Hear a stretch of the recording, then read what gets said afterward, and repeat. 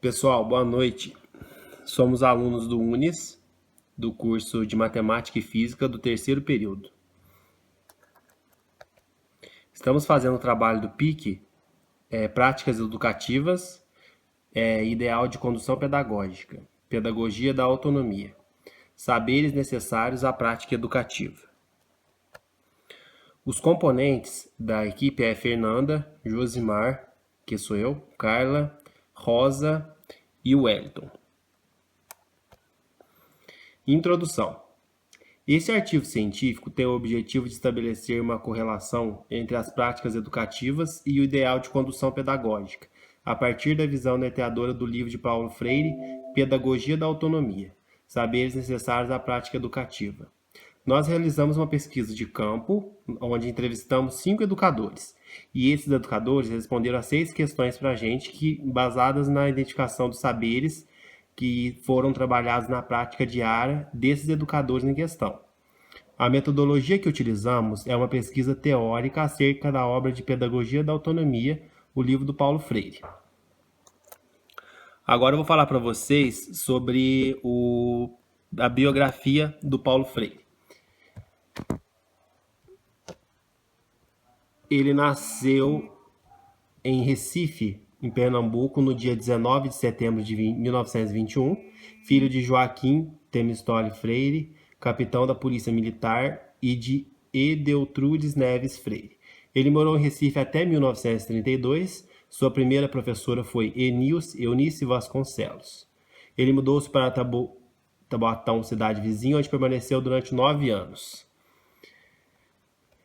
Iniciou o curso do ginásio no Colégio 14 de Julho, no centro de Recife. Sem condições de continuar pagando a escola, a mãe dele pediu ajuda para o colégio Oswaldo Cruz, que lhe concedeu uma matrícula gratuita. Em 1943, ele iniciou o curso da Faculdade de Direito de Recife e em 1944 casou-se com Elza Maria Costa de Oliveira, professora primária. Depois de formado, continuou como professor de português no Colégio Oswaldo Cruz e de filosofia da educação na Escola de Belas Artes na Universidade Federal de Pernambuco. Ele demonstrava grande preocupação com um grande número de adultos analfabetos. Participou de movimentos de cultura popular organizado por Germano Coelho.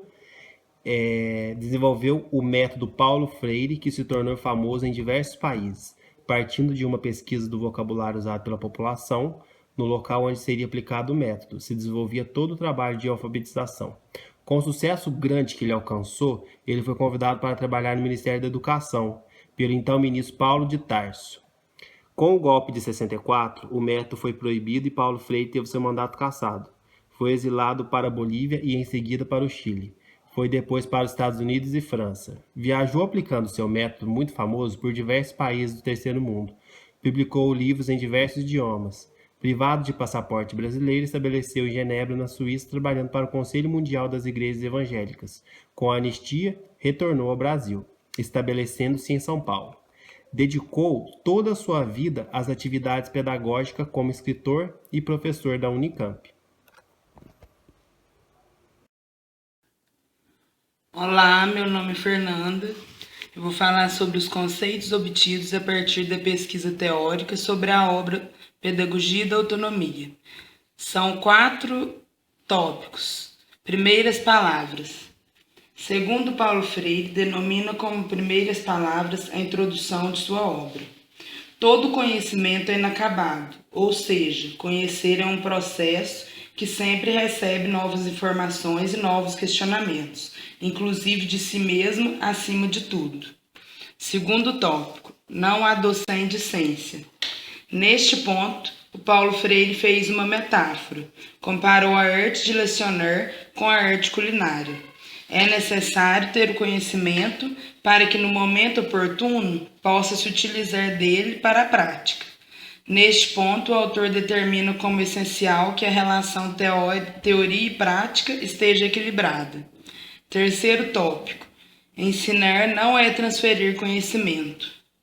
Quando ele se fala em pedagogia, imagina-se a autonomia, a independência e a superioridade do professor, que ele se mantém disposto a tirar dúvidas e responder a possíveis questionamentos dos alunos. Como dito antes, o professor detém conhecimento e não pode se colocar em posição de superioridade, porque ensinar não é transferir conhecimento e nem falar bonito. É necessário envolver os alunos para construir o conhecimento juntos, uma vez que, quando todos se veem como sujeitos deste processo, a unidade predomina e o saber flui. Ensinar é uma especificidade humana. Esta é a parte final da obra de Paulo Freire aqui pesquisada. Nessa parte, ele salienta que a boa prática de ensino depende muito de como se impõe o educador.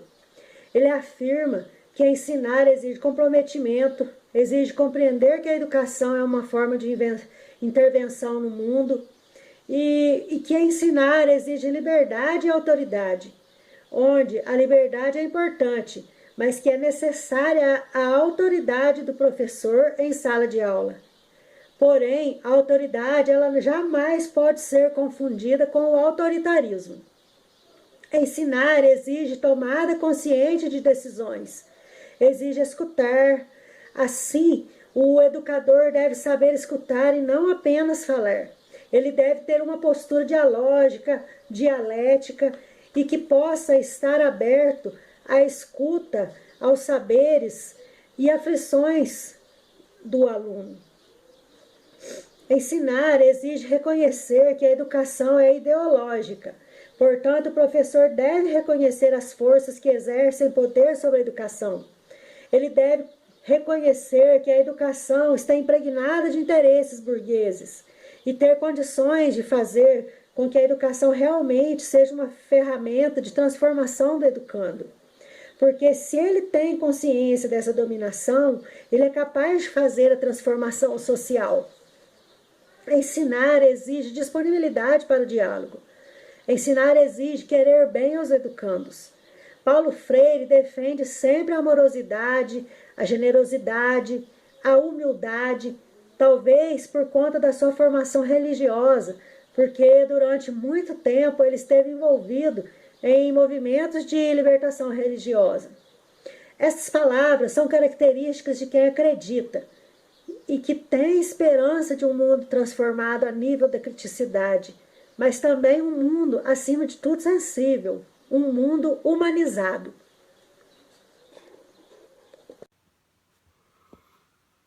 Pessoal, meu nome é Josimar e eu vou fazer a parte de resultados e discussões também. Os saberes trabalhados por Freire que foram relacionados com práticas observadas na realização da pesquisa de campo.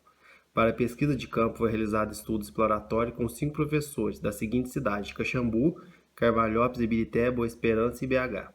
Todos os professores eram do sexo feminino, a formação superior em licenciatura plena, a faixa etária era entre 20 e 30 anos.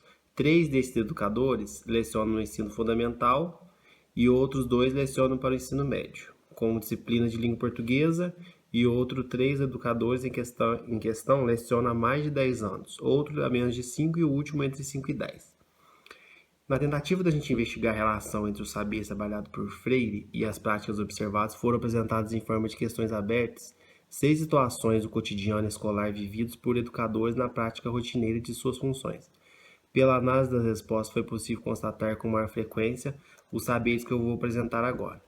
O primeiro é ensinar exige rigorosidade metódica.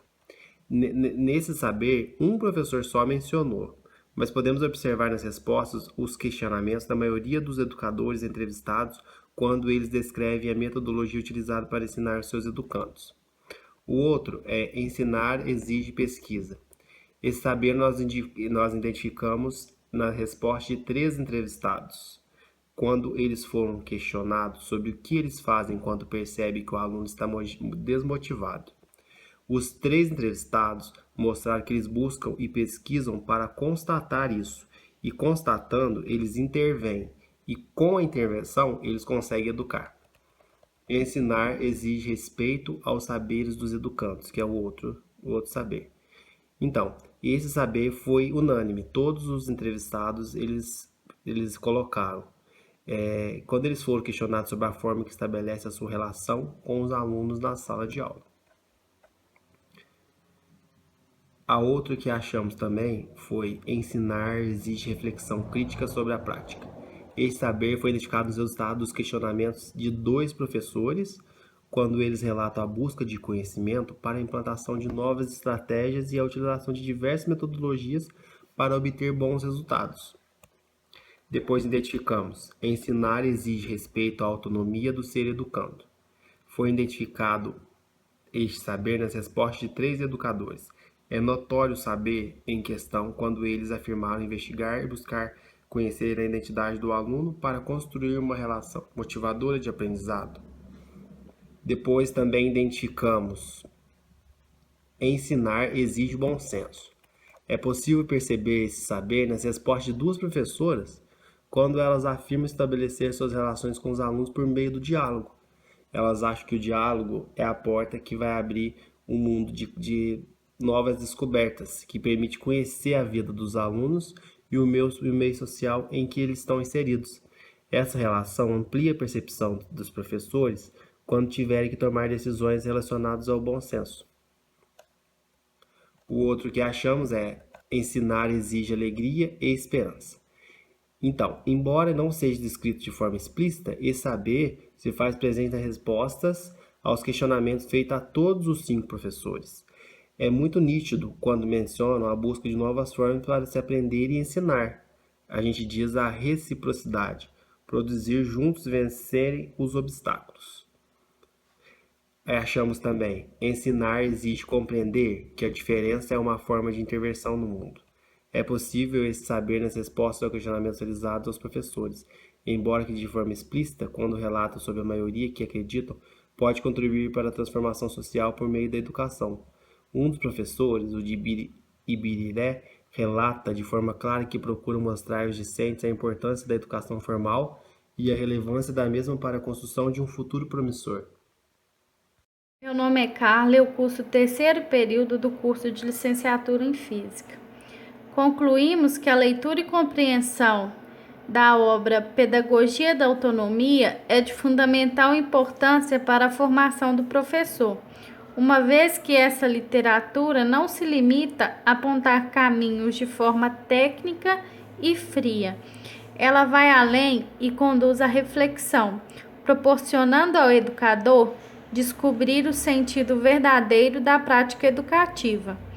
Em sua obra, Freire deixa claro que a formação do educador deve ser permanente e não se dá apenas no processo de formação acadêmica, mas também por todo o processo de ensino no desenvolver da sua prática diária.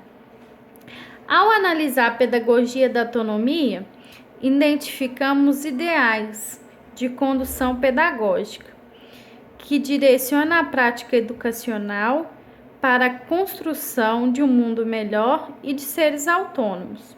Na pesquisa realizada pelo grupo, observa-se esses ideais, presentes em todas as escolas pesquisadas, mesmo que muitas vezes de forma implícita.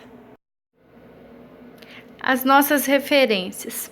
Utilizamos o site biografias.net, o acesso foi em 26 de abril.